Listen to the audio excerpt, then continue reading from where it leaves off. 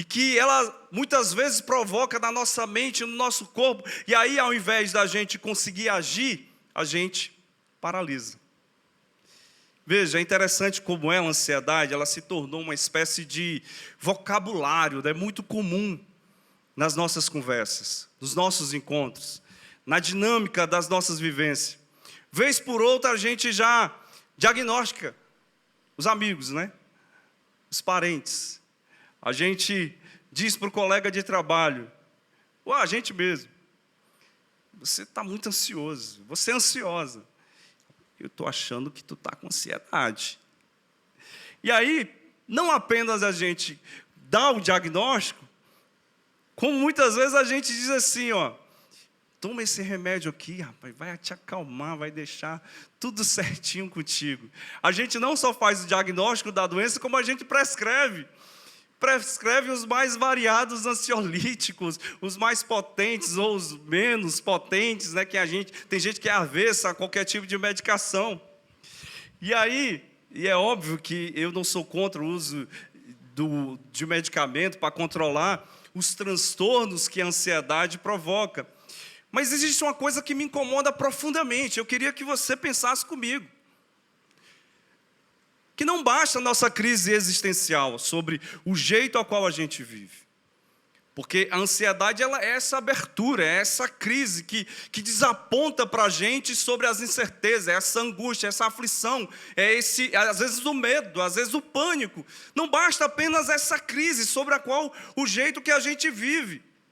A gente ainda tem que recorrer à medicalização para tornar essa vida possível. Percebe? O beco sem saída que a gente está se tornando, a maneira a qual a gente está vivendo. Não basta a gente saber que está com a angústia, com a aflição, com a demanda, com a expectativa, com um receio. Agora a gente, para tornar a nossa vida minimamente viável, a gente precisa tomar alguma coisa. A gente vive hoje refém, cá entre nós, da indústria farmacêutica. Mas a sensação que eu tenho é que, recorrentemente, nossas crises de ansiedade estão vinculadas justamente na percepção que fizemos do tempo com o tempo. E eu diria que é óbvio que não é apenas esse o único fator que desencadeia o problema da ansiedade, mas é muito significativo que geralmente as nossas tensões, os nossos gatilhos, as nossas angústias são acentuadas à medida que a gente perdeu a paciência, à medida que a gente rompeu com a arte da lentidão. A gente não reage bem quando a gente está exposto à demora de alguma resposta, de alguma demanda. A gente não consegue se controlar, às vezes, do outro, que o outro precisa falar e dizer. E se o outro, assim, é como eu, como o Márcio, assim, mais vagaroso, a gente vai falando aos poucos, já vai dando um ataque de nervos, a gente parece que perdeu essa capacidade da demora, a gente perdeu essa capacidade da espera, e aí, justamente a gente ser demolido dessa relação com o tempo, a gente cai na crise da ansiedade, a gente cai na crise de viver com pressa o tempo todo. Será que é viver mesmo? Um exemplo simples. No mínimo há 10, 15 anos atrás, por exemplo, a gente não tinha problema de esperar um táxi. Para onde a gente fosse se deslocar. A gente esperava 30, 40 minutos, tranquilamente. Mas quer ver? O teu desespero, o meu desespero, o nosso desespero, basta o aplicativo de transporte apresentar para ti 9 minutos. O que é pior é que a gente também, sabendo que, de alguma forma, esses aplicativos vão nos dar a resposta instantaneamente, a gente não se precave, não tem uma precaução, a gente não administra o nosso tempo. E aí, a gente não tolera mais esperar. E aí parece que esperar dá a entender de gente que não tem o que fazer, ou seja, a nossa relação com o tempo, de novo, ela foi modificada, foi alterada. Nós somos filhos e filhas de uma economia que nos exige pressa. E aí eu digo, não é pressa de viver, como diz e canta Belchior, é pressa de sobreviver. Não é pressa de tornar esse momento, esse instante, a possibilidade do agora, uma vivência profunda e intensa. Não, é apenas a pressa de fazer com que a gente dê conta das coisas e não da vida.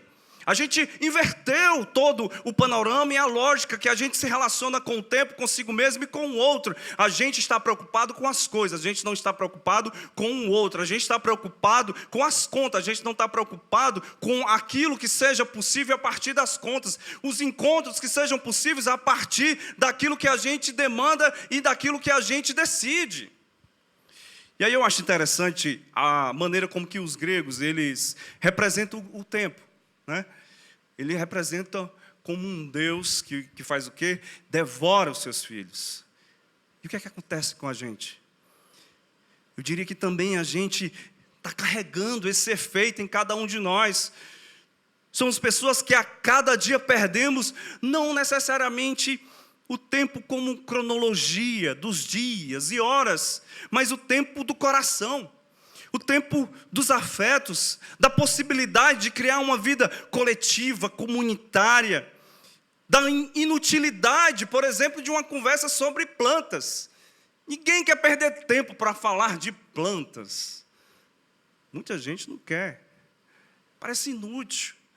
A gente não quer, às vezes, reverenciar os nossos gostos. A gente perdeu a reverência do ato, por exemplo, simples, simplérrimo, de comer. A todo custo, a todo momento, nós não nos demoramos ali. Parece que estamos sempre em fuga. A gente perdeu, e eu gosto muito de vinho, muitos amigos aqui, amigas também. O vinho, ele traz uma coisa que é bem interessante, que é essa brincadeira de apreciar. De apreciar ali, roda a taça, cheira, aroma, tem cheiro de sândalo, o Márcio que especialista, né? Então, parece que é isso.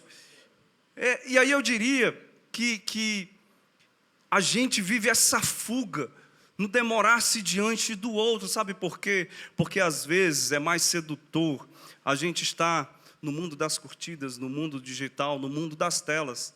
E aí eu penso, e acho importante, que às vezes é fundamental a gente fazer um detox do mundo digital, sabe? Desaparecer dali e estar aqui, do outro lado, com o outro. E aí, por favor, a gente usa a rede digital o tempo todo, a gente está com o celular na mão o tempo todo. Não é moralizar, mas é chamar a atenção. Será que não é o momento agora da gente apreciar a vida? Diante disso, eu quero fazer uma afirmação a partir desse texto que Jesus nos concede, para que a gente não desperdice o tempo e consiga, de alguma forma, também superar a nossa ansiedade. Vive melhor quem saboreia as pequenas alegrias, mesmo na urgência por sobrevivência. Perceba a sabedoria que Jesus inaugura aqui nessa narrativa. Ele revela a nossa apreensão, sabe, o nosso desgaste, o nosso cansaço, porque de alguma maneira o lugar onde deveria ser uma expansão da nossa potência de afetos, a nossa vida ficou reduzida. O que Jesus está querendo apresentar aqui é o seguinte, ou seja, a nossa existencialidade se tornou uma corrida por trabalho, uma corrida por comida, uma corrida por consumo. Veja, eu digo isso, e não significa que a gente vai abrir mão de ir em busca das nossas responsabilidades diárias, daquilo que a vida adulta exige. Mas me parece ser uma alternativa para que a gente não seja capturado por esse estilo de vida que nos retirou a capacidade de gerenciar o nosso próprio tempo, que tem tarefa, que tem demanda e que tem tanta utilidade que sequer temos uma agenda para celebrar a vida. Entende?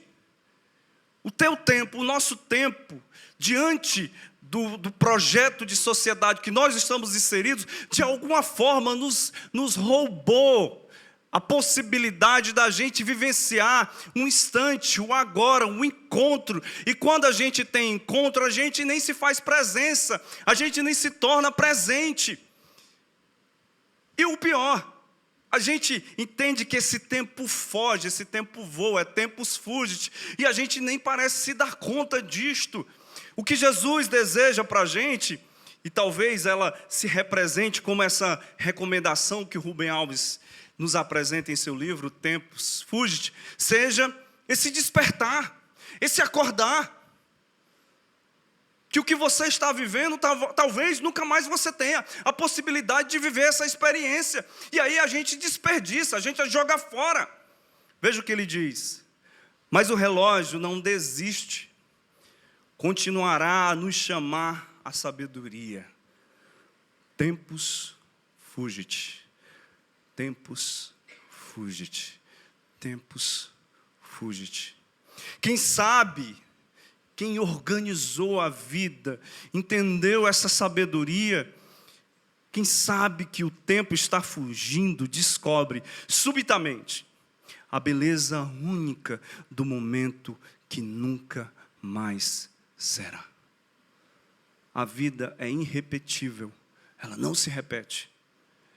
E aí a gente pode correr todas as maratonas, mas não significa que a gente é capaz de apreciar, de se apropriar dos destinos, dos itinerários que a gente caminha. É sobre atenção? É sobre atenção. Entretanto, também é sobre enraizamento. É sobre a permanência à vida. É sobre tornar-se parte do que ela é. É não jogar para o lado de fora, veja, não é jogar para as circunstâncias as fichas que podem nos dar sentido.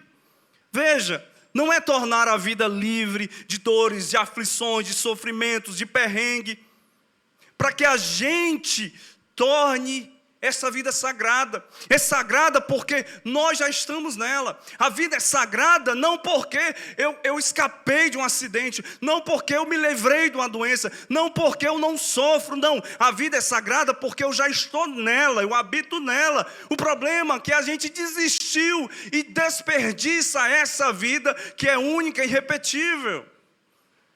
Percebe? O chamamento de Jesus é esse, não é sobre si. Se o Vozão voltar para a Série A, né? A gente vai sorrir. Se eu construir uma casa, se eu conseguir comer de novo as delícias que o Nilo prepara, não é sobre o se, é sobre esse instante que se inaugura aqui, mesmo diante da dor, do sofrimento, irrompendo. Veja, de novo, eu repito, Jesus não está sendo irresponsável com a gente, mandando a gente abrir mão dos nossos empregos, das atividades econômicas, ou fugir e ser displicente com aquilo que a gente precisa resolver.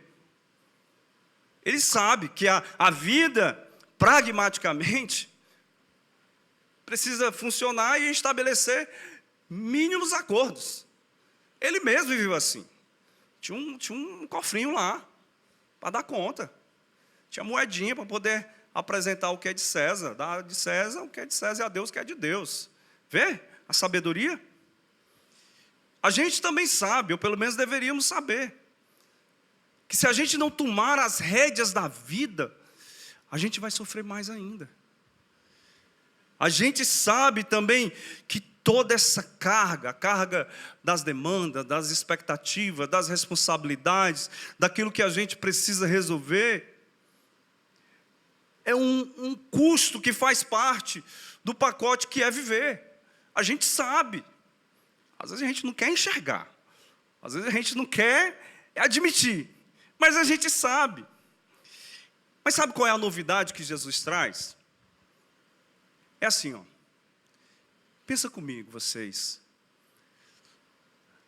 Vocês usam tanta força, tanta energia, tanto esforço para serem sobreviventes desta realidade, nessa realidade, mas está faltando algo para vocês. Vocês precisam também ritualizar os momentos. Vocês precisam também ritualizar o agora, os encontros, as memórias, as pequenas alegrias. Elas são tão quanto importantes com as demandas e as atividades laborais que nós temos, as responsabilidades que nós carregamos. A gente é capaz de acordar às 6 horas da manhã para ir trabalhar, mas se for para fazer alguma coisa que celebre, às vezes a gente tem preguiça. Percebe? É isso que Jesus está dizendo. Olha, existe tanta força, tanto esforço, existe tanta demanda, existe, de alguma forma, energia que vocês colocam, né, diante daquilo que vocês têm que enfrentar, da dor, da aflição, do fracasso, da angústia. Mas deixa eu dizer o seguinte, também com essa mesma energia, com essa mesma força, com essa mesma entrega, vocês também sejam capazes de ritualizar o instante, o agora, o presente, o momento. Para que a nossa jornada não saboreie apenas ressentimento, amargura, perdas e danos. Não é hora da gente renunciar ao agora. A gente quer escapar disto. Não é hora da gente renunciar. É hora da gente chamar o agora para que esse agora se torne também um ponto de salvação, de cura, de redenção para mim e para você. A Lia Luft tem um poema que nos chama para o agora. Diz assim: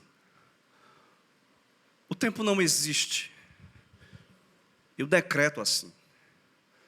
Esses vultos esquivos são rostos, são nomes, são as horas felizes, são o que foi embora. O tempo não existe. Tudo continua aqui e cresce como uma árvore pesada de frutos que são máscaras, palavras, promessas, bocas ferozes. O tempo não existe. Tudo se resume ao instante. O antes disso é um rio que corre, mas não passa. Basta chamar. É sempre agora. A insinuação de Jesus é muito poderosa. A gente tem a chance de não desperdiçar o agora. E aí eu digo de novo, mesmo que ele seja repleto de uma teia complexa de sentimentos, de emoções. E eu ouso dizer que o que Jesus apresenta aqui nessa narrativa não é sobre felicidade, ou sobre alegria, ou sobre risos fáceis. Não é sobre isso. Mas é de uma paz e beleza que a sabedoria de Salomão e a ostentação não alcança. É vestir-se de uma nova ideia, aí dá a ideia que sabe discernir. Preste atenção. Alguém que soube discernir, chegou na maturidade, e agora, como diz a canção do Lenine, eu sei o que importa. Eu sei o que importa. O problema é que a gente esquece isso. E aí, deixa eu te dizer uma coisa. Você talvez esteja passando muita dificuldade. Mas parece que Jesus diz o seguinte: olha, não é o sofrimento que define uma vida. Não é o consumo que diz quem somos. Não é o nosso trabalho que nos devolve a dignidade. Mas é como a gente atravessa e enfrenta os dias sombrios, colocando nele a força. As nossas lágrimas, as nossas orações, os nossos abraços, as partilhas das emoções. Sabe por quê? Porque a gente insiste, desejar em ser mais que meros sobreviventes. É sobre isso. O que eu faço enfrentando o meu dia mal, eu também faço ancorado nos abraços. Eu faço também na memória de alguém que está ao meu lado. Eu faço também porque de algum modo existe ali muito mais do que mera sobrevivência. É esse desejo intenso, profundo, para dizer sim à vida.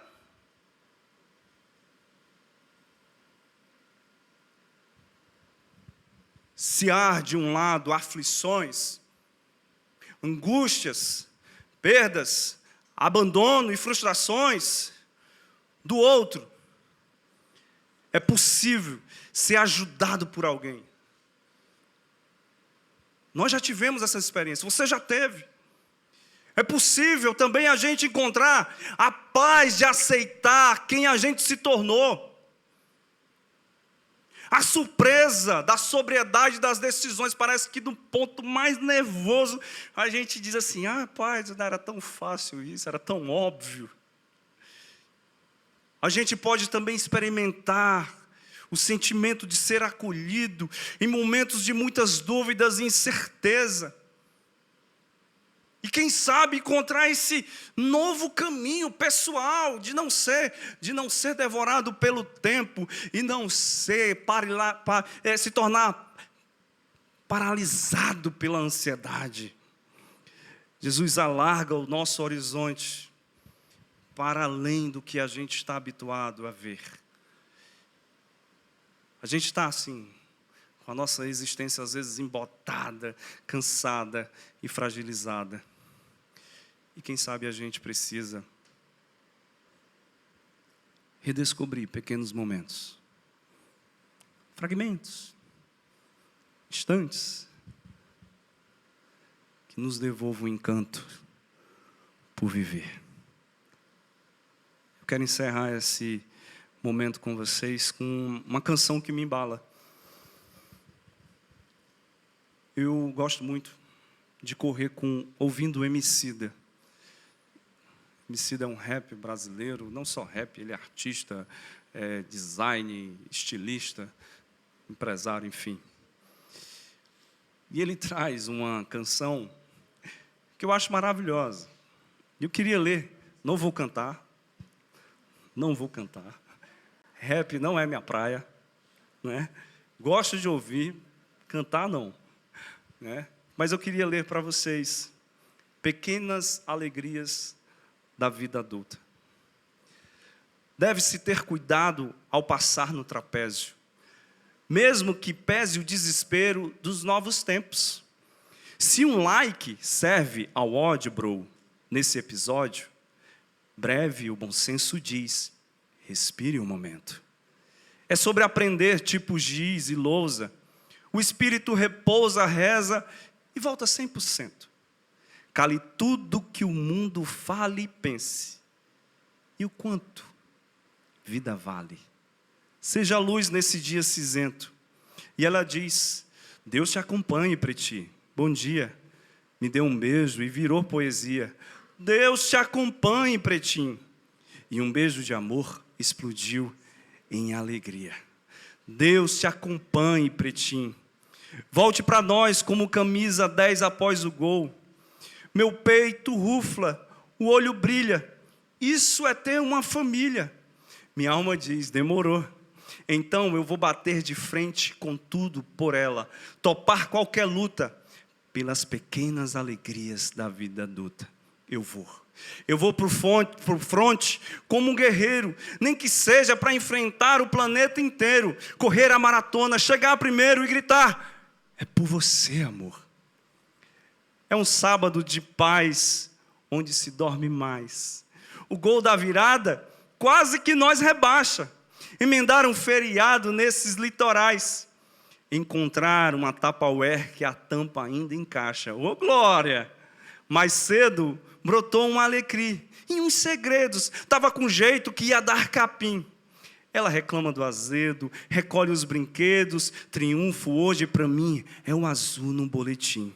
Uma boa promoção de fraldas nessas drogarias. O faz-me rir na hora extra vinda do serviço.